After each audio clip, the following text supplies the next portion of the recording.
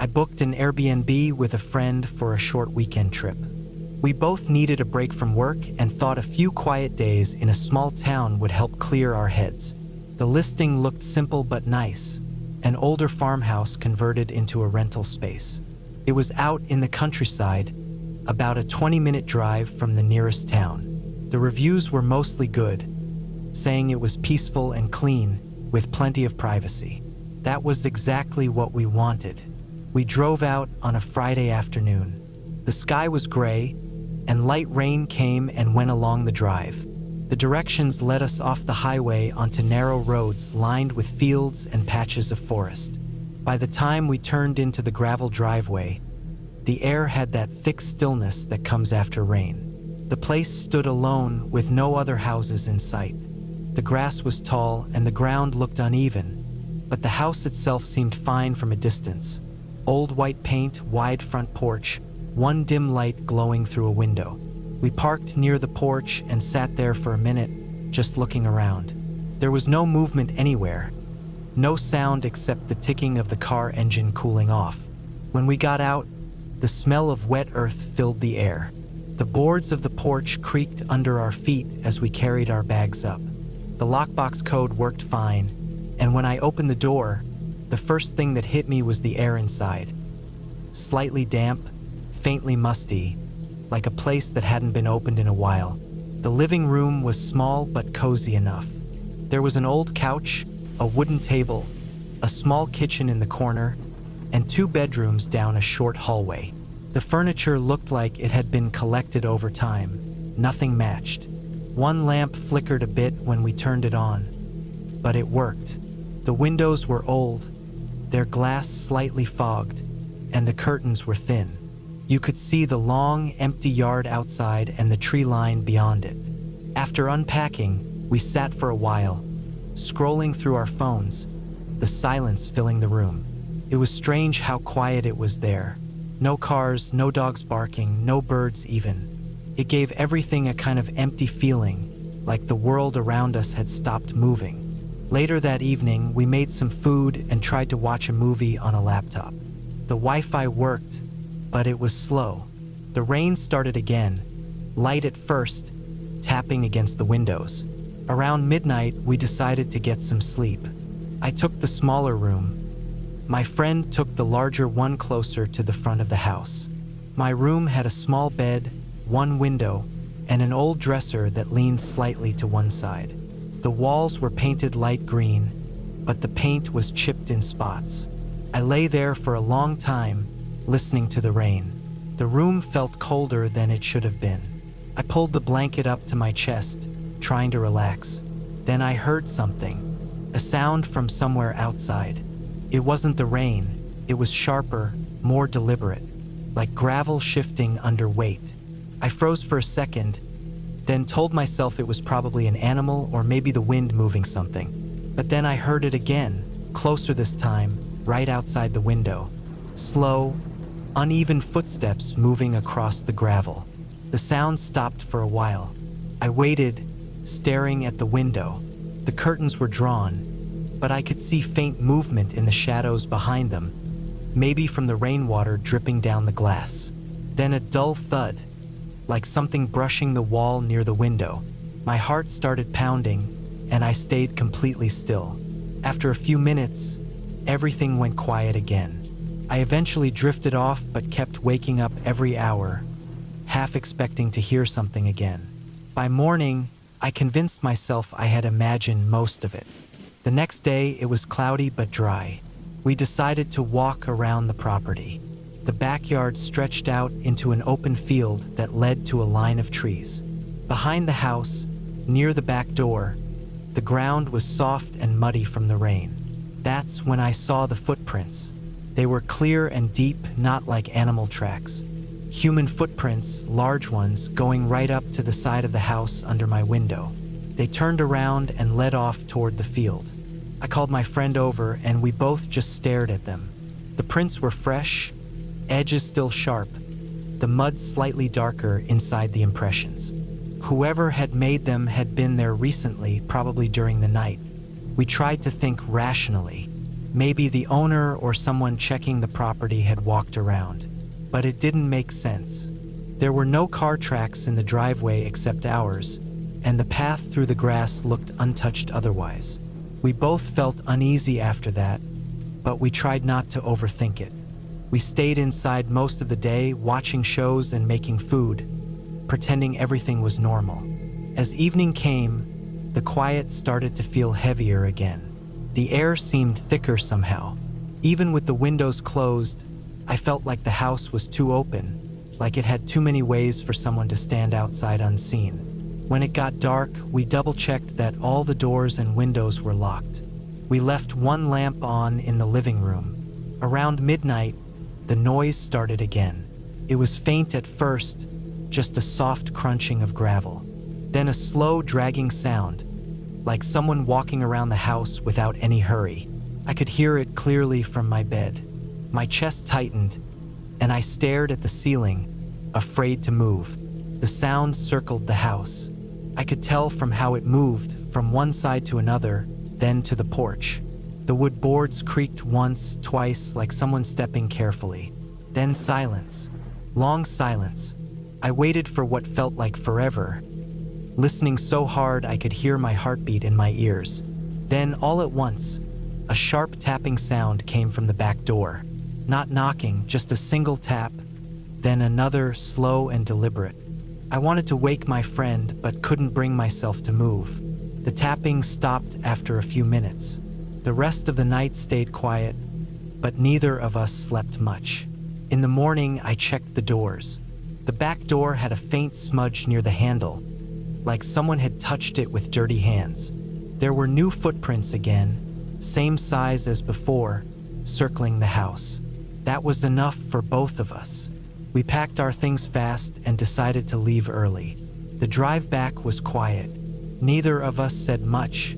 We didn't even turn on music. When we returned home, I sent a short message to the host saying we had left early for personal reasons. I didn't mention what happened. A few days later, I went back to the Airbnb listing just to see if anyone else had mentioned something similar. The place was gone from the site. The host's profile still existed, but the listing had been removed completely. I checked again weeks later, it never came back up. Sometimes I think about those footprints, the way they appeared fresh after the rain, the way they circled the house, the quiet tapping on the door. Whoever it was out there wasn't trying to break in or scare us off quickly. It felt more like they were watching, studying the place, waiting for something. Maybe they thought no one would notice out there, far from town, surrounded by fields and trees. It's been months since that trip, but every time I stay somewhere new now, especially an Airbnb in a quiet area, I find myself checking the windows first thing. I look for the ground outside, see if there are marks in the dirt, footprints in the mud, or anything out of place. I never tell anyone about it anymore, but I always make sure to park close to the door, lock everything twice, and keep a light on at night, because the scariest part of that trip wasn't what happened. It was realizing how easily someone could walk right up to the place where you sleep, stay there for hours, and leave without anyone ever knowing who they were or what they wanted. It was early spring when a few friends and I booked an Airbnb for a weekend getaway. There were 6 of us, all old college friends who hadn't been together in years. The listing said entire 2-story house, private property, and the pictures made it look clean and cozy. It had a big yard, a porch with old wooden railings, and a small gravel driveway that could barely fit 2 cars. The host's description mentioned that the house was peaceful and tucked away in a quiet neighborhood, perfect for people who wanted a break from city noise. It sounded exactly like what we needed. We arrived late in the afternoon on a Friday. The sky was overcast, and the air smelled like rain. The house was smaller than it looked in the pictures, but it still seemed fine. The white paint on the siding was chipped, and there was a faint musty smell when we stepped inside. The place felt old, not in a creepy way, just worn out. The wooden floors creaked when we walked, and the air was a little stale. But there were nice details too. An old fireplace, framed photographs of mountains, and a big window that looked out onto the backyard. The first floor had a small kitchen, a living room with a sagging couch, and 2 bedrooms. The stairs to the second floor were narrow and steep, and at the top was a closed door that looked like it hadn't been opened in years. The host's note on the counter said the entire house was ours and that the upstairs rooms were just extra storage spaces. So we didn't think much of it. We unpacked, made dinner, and spent the night talking and laughing in the living room while it rained outside. Around midnight, we started hearing faint noises from above us. It sounded like light footsteps, slow and uneven, moving across the floor above the kitchen. At first, we thought it was the wind or maybe the old wood shifting from the temperature change. But then it happened again, a little louder. Someone else mentioned hearing muffled voices too, almost like a low hum that came and went. We joked about the place being haunted, but no one really believed it. Still, the sound continued on and off through the night until it faded close to dawn. The next morning, I was the first one awake. The house was quiet except for the occasional creak from above. I made coffee and walked outside for some air. The neighborhood was quiet, just a few other houses spaced far apart. Nothing seemed strange until I noticed a dark-colored car parked on the dirt path that ran beside the property. It wasn't one of ours. I figured maybe it belonged to a neighbor, so I ignored it. That night, after dinner, the sounds upstairs came back. Louder this time. It wasn't random creaks anymore. It was clearly footsteps moving back and forth, and sometimes what sounded like soft knocks or furniture shifting. The muffled voices came again too, more distinct, though still too quiet to make out any words. A few of us stood in the living room listening, trying to figure out what could be making the noise. We even turned off the TV just to hear it better. The rhythm of the steps sounded like someone pacing a room. No one wanted to go upstairs, especially since the host's note said it was used for storage. We figured maybe the wind or some old pipes were making the noise. But after everyone went to bed, the footsteps continued. Couldn't sleep.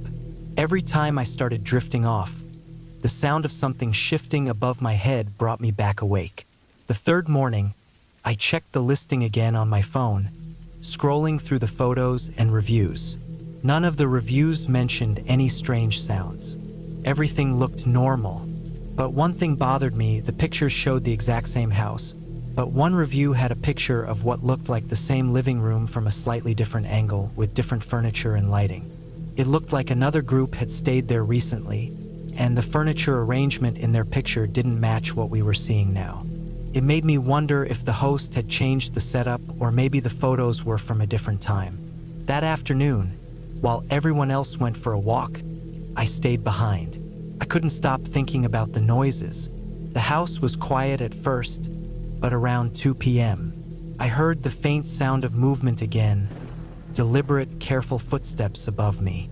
I froze, trying to listen. They moved from one end of the house to the other, then stopped. Then came a soft, dragging sound, like something heavy being pushed across the floor. I went outside and looked up at the second-floor windows. The curtains were drawn, but one of them moved slightly, like someone had brushed against it. That night, it got worse. Around 11 p.m., while we were watching a movie, something upstairs hit the floor, a loud thud that made everyone jump. The footsteps started again right after, heavy this time, moving quickly across the floor. We all froze, just staring up at the ceiling. The sound of movement was clear and constant, and there was no way it was the house settling. Someone was definitely up there. One of my friends grabbed a flashlight and wanted to check, but everyone else said to wait until morning.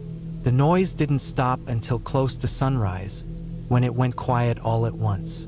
When daylight came, we decided we had to see what was upstairs. The staircase creaked under our weight as we climbed. The air on the second floor felt different, warmer, like it had been lived in. When we reached the top, the door that was supposed to be for storage was unlocked. I pushed it open slowly, and what we saw didn't make sense at first. The upstairs wasn't filled with boxes or junk. It was fully set up as another living space.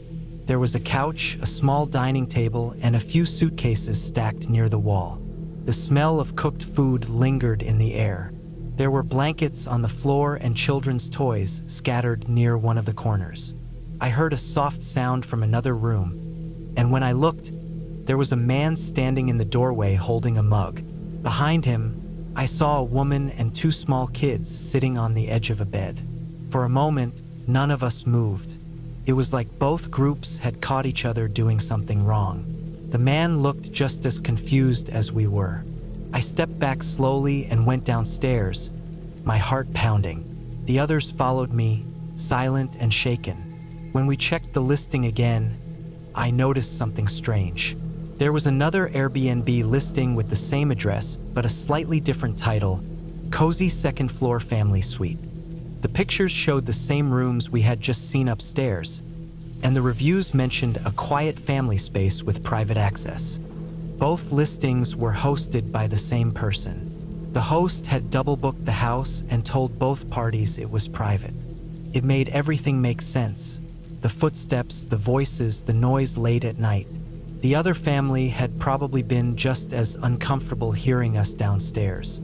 They probably thought we were intruders too. The host had never told either of us about the other. We packed up and left that morning. I didn't bother waiting for a refund or even messaging the host. The entire situation felt wrong, and I didn't want to deal with it anymore. As we were leaving, I noticed the same dark-colored car parked beside the house again. It must have been theirs. On the drive home, I kept thinking about how close we'd been living to complete strangers. Just a thin wooden floor separating two groups of people who both believed they were alone. The thought of all those nights we heard footsteps and assumed it was something else still makes my stomach twist. That weekend taught me something I'll never forget. Sometimes what makes a place scary isn't ghosts or legends. It's the things people hide, the lies they tell just to make a few extra dollars. We thought we had rented a private house in a quiet neighborhood, but we had unknowingly shared it with another family the entire time. And the worst part is, none of us ever reported it. We just drove away, pretending it never happened, but deep down, I know that family probably stayed there again, thinking the same thing we did. We rented the old farmhouse for a long weekend in early fall. It was me, my wife, and our two kids. The listing made it look perfect, quiet, out in the countryside with a big yard and space for the kids to play. The photos showed a white two-story house with a wraparound porch and a few acres of open land around it. It was advertised as a peaceful family retreat. That was exactly what we wanted after months of nonstop work and city noise. The drive there took almost 5 hours. As we got closer, the houses grew farther apart, and the roads turned into narrow lanes with overgrown trees on both sides. The farmhouse stood alone, surrounded by fields that stretched toward the tree line. The place looked just like the photos, but older somehow. The paint was peeling in spots, the porch leaned slightly, and the wind made the boards creak as we carried our bags in. Inside, the air smelled faintly of old wood and cleaning spray. The furniture was plain but solid wooden chairs, an old dining table, and a big brick fireplace in the living room. There were family photos on the walls, though they didn't look like the host's family. They looked much older, faded with time. The kitchen was simple but functional, with a small pantry door that stayed open on its own unless you latched it. Upstairs were 2 bedrooms and a bathroom, both with slanted ceilings and windows that looked out over the fields. It had that quiet country charm, but there was something about it that felt slightly off, like it had been empty too long. The first night was calm. We unpacked, made dinner, and watched the sunset through the kitchen window. The kids ran around outside chasing fireflies before coming in for the night. When everything got quiet and the lights were out, I started to notice how silent it really was out there. No traffic, no neighbors, no background hum of the city, just the occasional sound of wind through the grass. It should have been peaceful, but after a while, the silence started to feel heavy. Around midnight, I woke up to a faint noise. It wasn't loud, just a dull thumping sound coming from somewhere below us. At first, I thought it was the pipes or the heater kicking in, but it wasn't rhythmic like machinery. It was irregular, uneven, almost like something shifting or bumping against wood. I lay still, listening. The sound came again, then stopped. I waited a few minutes, but it didn't return. I told myself it was just the house settling or some old pipes adjusting to the cool night air. Old places make sounds like that. The next morning, I almost forgot about it. The kids were loud, running through the house, and the sound of laughter made everything feel normal again. But when I went down to the kitchen to make coffee, I noticed a door beside the fridge that I hadn't really looked at before. It was heavy, wooden, and secured with a metal padlock. It led to the basement, I assumed. The host had mentioned in the listing that the basement was off-limits for storage reasons. That didn't seem strange. Lots of Airbnbs have private sections. But when I looked closer, I saw that the area around the lock was scuffed, as if the door had been opened and closed a lot. The floor in front of it was marked too, like something had been dragged across it more than once. That night, the same sound came again. I woke up around 2 a.m. and heard it clearly this time, thumping, faint but definitely real, coming from directly below the kitchen. I held my breath, trying to make sense of it. It wasn't steady, and it wasn't loud enough to be an animal moving around. It sounded like someone shifting heavy things, then stopping. I got up and checked the kitchen, but the house was dark and still. The padlock door was exactly the same as before. No movement, no sound. After a few minutes, it stopped completely. The next day, the air felt colder. The old heater in the house was struggling, blowing only faint warm air from the vents. By afternoon, the house was chilly enough that I decided to message the host. I told them the heat wasn't working right. They replied that they would come by later to check the system. It was early evening when I heard a car pull into the driveway. I looked out the window and saw an older man getting out of a small truck. I assumed he was the host. He waved toward the house and came up the porch steps carrying a small toolbox. I showed him in, and he went straight toward the kitchen, saying he'd check the furnace downstairs. He walked over to the basement door, pulled a key from his pocket, and unlocked the padlock without hesitation. That caught my attention immediately. The way he did it, quick, practiced, like he'd done it 100 times before, didn't match the idea of a host who supposedly never used the basement. He disappeared down the stairs, leaving the door open behind him. I stood near the kitchen table, listening. After a few minutes, I heard faint movements, something metal clinking, then a dragging sound, then silence. More minutes passed. The longer he stayed down there, the more uneasy I felt. The air from the basement smelled damp and stale, like concrete and old fabric. Finally, curiosity got the better of me. I moved closer to the door and looked down. The basement light flickered dimly, showing part of a cluttered space. There were boxes, old furniture, and something that looked like a small mattress laid out in the corner. There were food wrappers scattered near it. I could see a few cans stacked beside a small electric heater and a blanket draped over a chair. It wasn't a storage area. It looked like someone had been living there. The sound of footsteps made me step back fast. The man appeared at the bottom of the stairs, his toolbox in one hand. His clothes were dirty, not just from dust, but like someone who had been sleeping rough. His face was pale and his hair was messy. He looked up at me, startled, then forced a faint smile before climbing back up. He mumbled something about finishing up and walked out quickly, locking the door behind him again before leaving through the front door.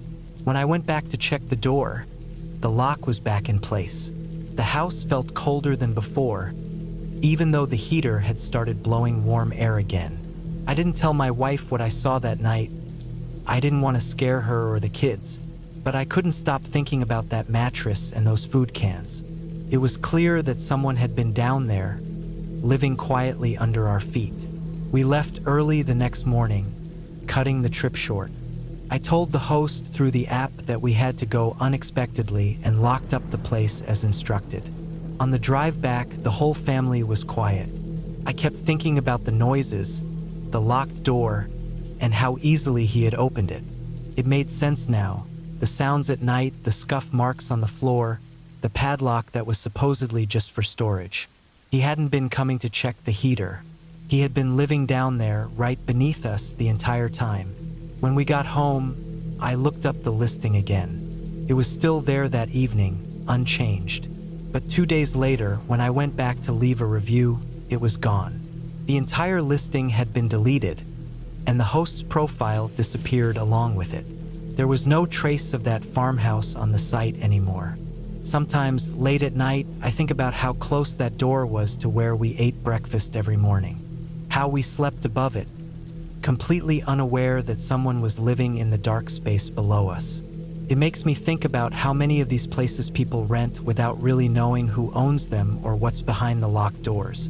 That house looked peaceful from the outside, but now, whenever I see an old farmhouse listing online, I can't help but picture that dim basement and the sound of faint thumping in the middle of the night.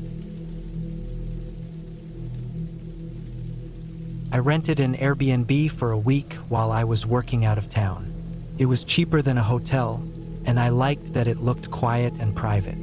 The listing showed a small one-bedroom guest house behind a larger home, with its own entrance and a little patio area surrounded by trees. It looked simple and peaceful, which was exactly what I needed after spending long days on construction sites. The reviews were decent. People mentioned how clean and cozy it was, how the host kept to himself but was responsive. I didn't think much more about it. When I arrived, the sun was just setting. The house was on a narrow, empty road, a few miles out from the main town. The driveway curved around to the back where the guest house sat, separated by a wooden fence. The air smelled like dry leaves and old soil, and the only sounds were distant crickets and whined through the trees. I parked beside the fence and walked up to the small door. It was already unlocked with a key waiting on the counter inside. The place looked fine. A small kitchen with a fridge, a table for two, a couch, and a short hallway leading to a bedroom and bathroom. Everything looked a little older than the pictures, but still clean. There was a faint smell of dust mixed with detergent, like someone had done a quick clean right before I got there. I set down my bag, took a shower, and went to bed early. That first night, I didn't sleep great. It wasn't because of noise or anything. It was the silence, the kind that feels heavy, the kind that makes your ears ring. I woke up a few times, feeling like I had heard something faint outside, but every time I listened closer, it went completely quiet again. I figured I was just not used to sleeping somewhere that still. The next morning, I noticed something strange. There was a small chair by the window, and on it sat a folded blanket that hadn't been there when I arrived. It was clean and neatly placed, like someone had set it there overnight. I thought maybe I had just missed it, but I could have sworn the chair had been empty when I checked in. I told myself maybe I just hadn't noticed it in the light last night. The second night, I made dinner, watched something on my laptop, and tried to relax. Around midnight, I heard what sounded like faint shuffling outside, near the gravel behind the house. It was slow and inconsistent, like footsteps that would stop, then start again. I turned off the light and waited by the window for a while, trying to see anything outside, but it was too dark. The sound stopped after a few minutes, and I eventually went to bed, but I left one light on in the hallway just in case. The following morning, I noticed dirt near the back door, small bits of gravel like someone had tracked it in. It wasn't much, just a few specks, but enough to make me pause. I checked my shoes, they were clean. I hadn't gone outside since the afternoon. It didn't make sense, but I just swept it up and moved on. That day, after work, I stopped to grab groceries and came back right before sunset. When I stepped inside, the air in the room felt slightly cooler than usual, like the windows had been open, but they weren't. Everything was locked. The blanket that had been on the chair was gone. I checked the bedroom. It was neatly made, exactly how I had left it, but my phone charger had been unplugged and coiled neatly beside my bed. I didn't remember doing that. By then, I felt uneasy, but I didn't have proof that anything was wrong. I told myself maybe the cleaner had come by mistake, thinking the place was empty that day. It was the only thing that made sense. That night, I couldn't sleep at all. I kept hearing small creaks, soft clicks, the faint sound of something brushing against the wall. Every time I turned on the light, there was nothing. I kept checking the door lock again and again. It was locked. The window latches were tight. Still, something felt off, like someone had been inside while I was gone. Someone who knew how to move quietly. The fourth day, I noticed scratches near the back door handle. They were small, thin lines, like someone had tried using a key that didn't quite fit. The paint was chipped slightly, fresh enough that the edges were white instead of dull from age. My stomach dropped when I saw them. I ran my hand over the marks. They were shallow but real. That night, I pushed the couch against the front door. I knew it was paranoid, but I didn't care. I lay in bed listening for any sound, staring at the glow from the hallway light under my door. Sometime around 3 in the morning, I heard something faint, the sound of the doorknob turning just once. Slowly, I froze. It didn't turn all the way, just enough for the metal to click softly. Then silence. I didn't move for a long time. I stayed still, barely breathing. After about 10 minutes, I heard footsteps outside the window, soft, careful steps on gravel. Then nothing again. I didn't sleep after that. The next morning, I called in sick to work. I couldn't stay in that place anymore. I packed my things fast, grabbed my bag, and loaded my car. Before I left, I walked around the outside of the house. On the side of the wall near the back door, there were faint shoe prints in the dirt, right below the window. The same kind of gravel that had been inside before. As I was backing out of the driveway, I noticed something I hadn't seen before. A small metal latch near the bottom of the fence gate, half hidden by a bush. It was new and shiny, not rusted like the rest of the fence. When I leaned closer, I saw that it had been installed recently. It looked like someone used it to slip through without unlocking the main gate. I drove straight into town and sat in a coffee shop for 2 hours trying to decide what to do. I opened the Airbnb app to message the host and tell him what I'd found. But when I opened the listing, it said no longer available. The entire thing had been removed. The profile was gone too, no picture, no name, no listing history, just a blank page. I emailed Airbnb directly to report what had happened. They said they'd look into it, but I never heard back. I checked the address a week later out of curiosity. The house was listed again. Same pictures, slightly different description, and a new host name. Everything looked the same except for one small thing in the pictures. The chair by the window was gone. I never booked through Airbnb again after that. Even now, whenever I stay somewhere that isn't mine, I can't shake the habit of checking for dirt near the doors or small scratches near the locks. I always double-check the windows and wedge something under the handles before I sleep. It's not paranoia anymore. It's just knowing that people can be inside your space without you ever realizing it. I rented the Airbnb because it was cheap, close to my work conference, and looked clean in the photos. It was a small apartment in a quiet part of town. Nothing fancy, just a one-bedroom place with a small kitchen and a little balcony overlooking a side street. The pictures made it seem warm and simple, with soft lighting and a modern design. I booked it for 3 nights, thinking it would be perfect for getting some rest after long days at meetings. When I arrived, the neighborhood was silent except for the distant hum of cars on the main road. The building was old but well kept, with white walls, narrow staircases, and heavy doors that echoed when they closed. My apartment was on the 2nd floor. The key was in a small lockbox beside the door, and everything inside looked just like the pictures, neat, minimal, and recently renovated. The air smelled faintly like air freshener and cleaning products. There was a small couch, a table with 2 chairs, and a TV mounted on the wall. The bedroom was at the back with a big bed and a smoke detector on the ceiling right above it. That first night was uneventful. I unpacked, took a shower, ate some takeout I picked up on the way, and spent the evening going over work notes. The place was quiet except for the occasional noise from a neighboring apartment. I went to bed around midnight, tired but comfortable. The sheets smelled fresh, and the air conditioner hummed softly. I remember looking at the ceiling for a moment before falling asleep, noticing how bright the smoke detector's light was in the dark. It wasn't unusual. Most have a little red or green light, but this one blinked irregularly, slower than normal.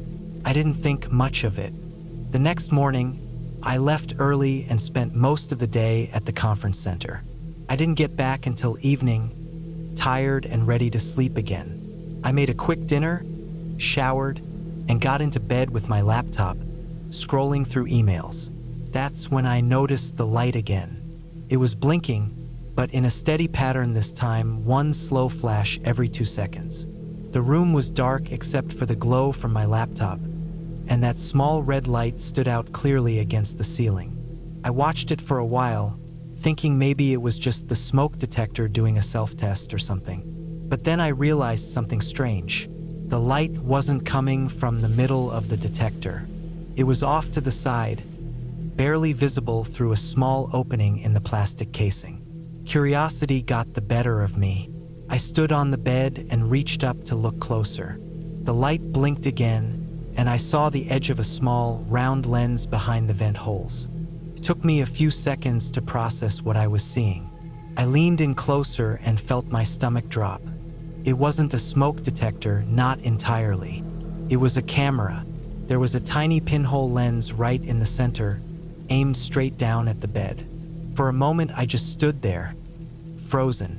My mind was trying to catch up with what I was looking at. The thought of being recorded without knowing made my skin crawl. I felt my heart beating hard, and I could actually feel sweat forming on my hands. I didn't know how long it had been there or who had been watching. I stepped down slowly, trying not to make any noise, as if whoever had done this could somehow still be nearby. I turned off the lights and sat on the edge of the bed for a long minute, staring at that tiny red blink in the darkness. The more I looked at it, the more obvious it became. It wasn't something accidentally placed there. It had been set up carefully. The angle, the placement, it was all deliberate. It was positioned perfectly to record everything that happened in that room. I started checking the rest of the apartment. I looked behind the TV, under the couch, near the shower, around the corners of the room.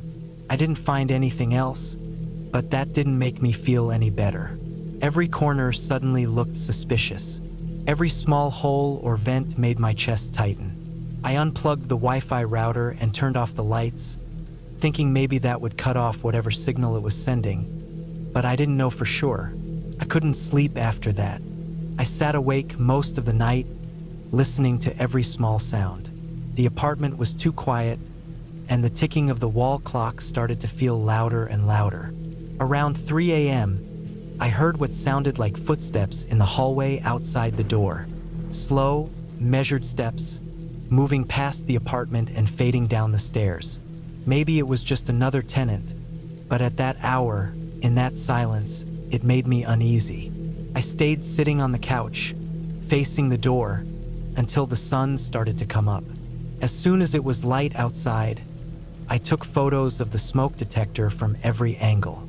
I unscrewed it carefully and pulled it down. Inside, there was a small black device wired into it with a micro SD card and a tiny battery pack taped to the side. It was a hidden camera. There was no mistaking it. My hands were shaking when I held it. I put it on the table and just stared at it, feeling angry, disgusted, and completely exposed. I opened my phone and went to the Airbnb app.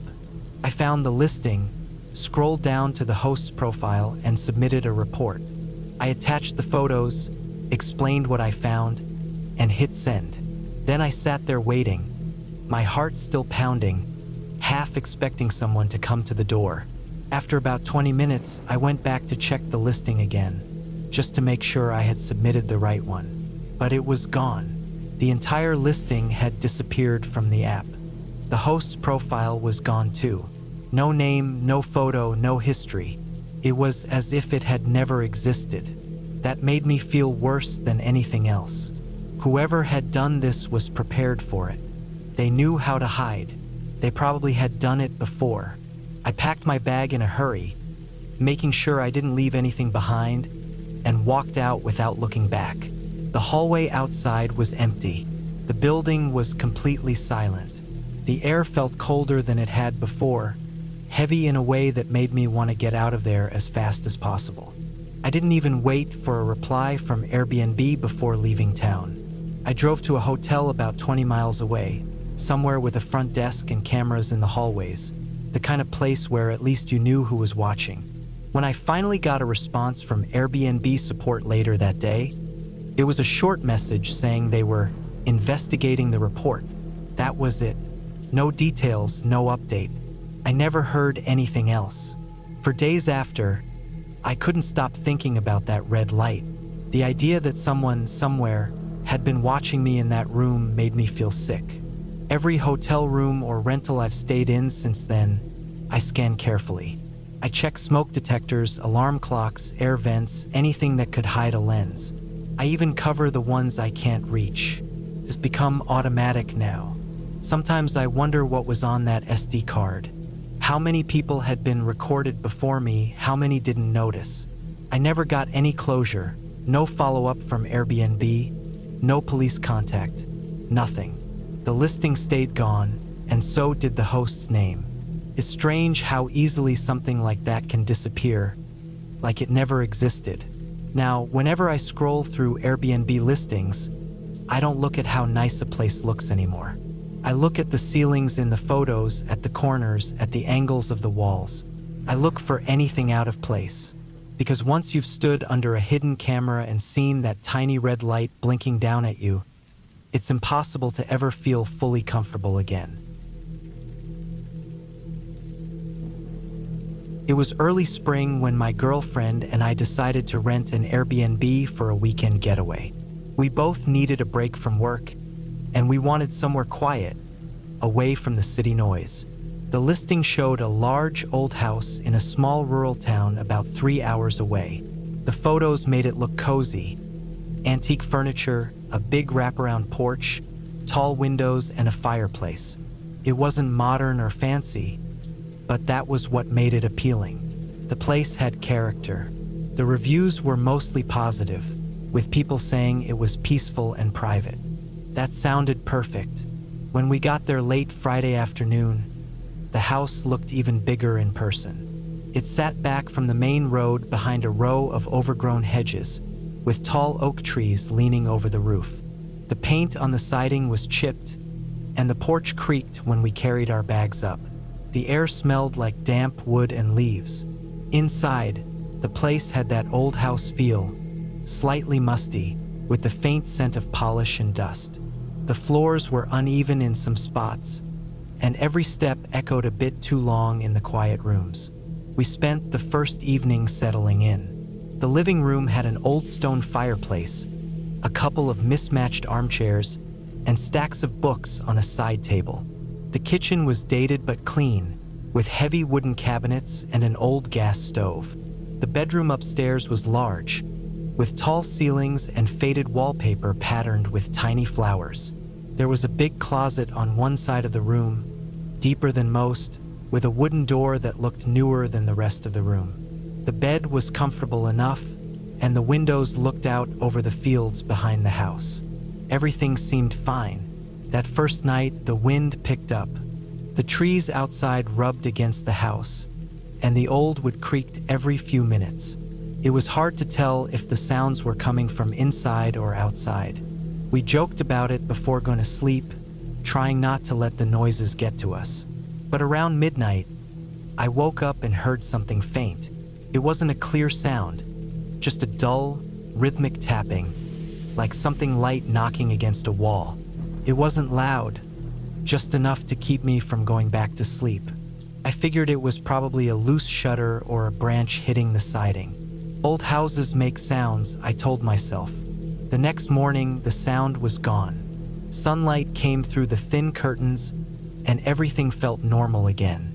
We made breakfast, went for a walk around the property, and took photos of the house. But when we came back upstairs later to grab jackets, I noticed something about that closet door.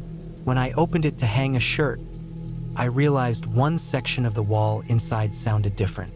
It wasn't something I noticed before, but when I moved my hand across the plaster, the left side gave off a hollow, almost echoing sound, while the rest was solid. I pressed harder. It wasn't like drywall, it felt old and rough, like wooden paneling underneath. Out of curiosity, I tapped a few more spots.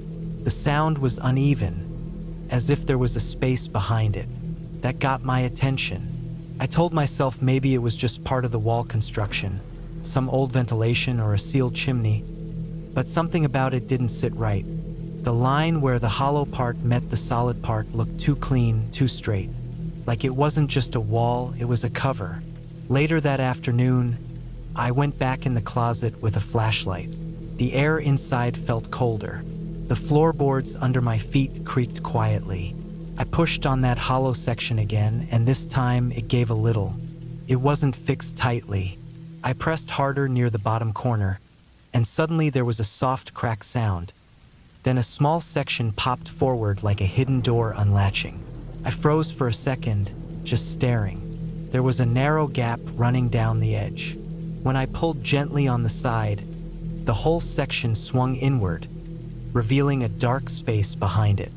It was a small room, maybe 8 feet across, barely tall enough to stand in. There were no windows, just a single bulb socket overhead, but no bulb in it. The air inside smelled stale, like dust and something faintly sour. My flashlight beam passed over the floor, and I saw what was inside. There were toys scattered everywhere, old toys, worn and dirty. Wooden blocks, a plastic doll missing an arm, a small metal car with rust on it. In one corner, there was a thin, stained mattress on the floor, with a gray blanket balled up beside it. The wallpaper inside the hidden room was different too. Simple, faded white with marks where something had been hung and removed. For a long minute, I just stood there, not sure what to think. The toys looked like they had been there for years. Some of them were broken, others dusty but still recognizable. I checked the walls for signs of another entrance or a vent, but there was nothing, just solid walls. No windows, no outlets. The air felt heavy and still. I backed out slowly and shut the panel, my hand shaking a little. It clicked back into place so perfectly that you wouldn't even notice it if you didn't know it was there. When I told my girlfriend what I found, she thought I was joking at first, but when she saw it herself, her expression changed completely. She didn't say anything, but I could tell she felt the same unease I did. There was something wrong about it. The toys, the mattress, it all felt too personal, like someone had actually lived in there. It wasn't a storage space. It looked like a room meant for someone who wasn't supposed to be seen. We decided to message the host about it.